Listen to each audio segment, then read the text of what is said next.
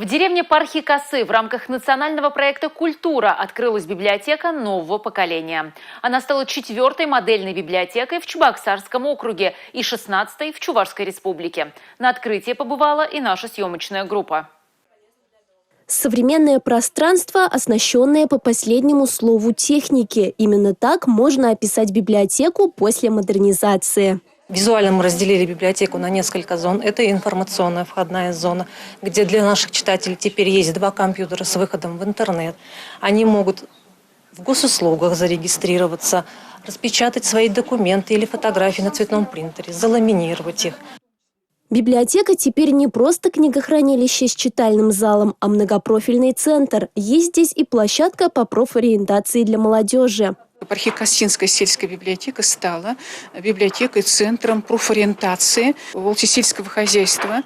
И поэтому здесь мы целенаправленно сформировали книжные фонды, информационные ресурсы, оборудование, новые технологии.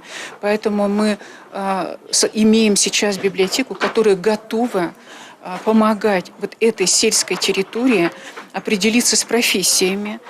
Одна из задач – повысить интерес школьников к аграрным профессиям. Для этого здесь будет работать агролаборатория. В ней ребята будут учиться работать с микроскопом. А на специально организованной грядке планируется выращивать микрозелень и помидоры. Есть в библиотеке и мультстудия, где дети сами будут снимать мультфильмы, озвучивать их, титровать и готовить заставки. Такая библиотека с интересными пространствами и насыщенным планом мероприятий не может не привлекать к себе читателей. Для меня библиотека уже как родной второй дом, потому что у меня растет прекрасная дочка, и после занятий садика мы как раз таки посещаем прекрасное заведение, где познаем много нового.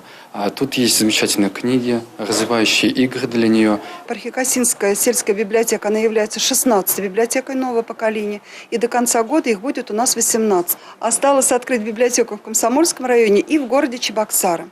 На сегодняшний день мы подали заявки уже в Министерство культуры России для библиотек на 2024 год. Важно, чтобы каждый муниципалитет имел как минимум одну модельную библиотеку, которая бы разнообразно использовалась и приносила пользу людям. Такую задачу поставил глава Чувашии Олег Николаев на заседании Совета по стратегическому развитию и проектной деятельности. Милена Алексеева, Борис Андреев, Республика.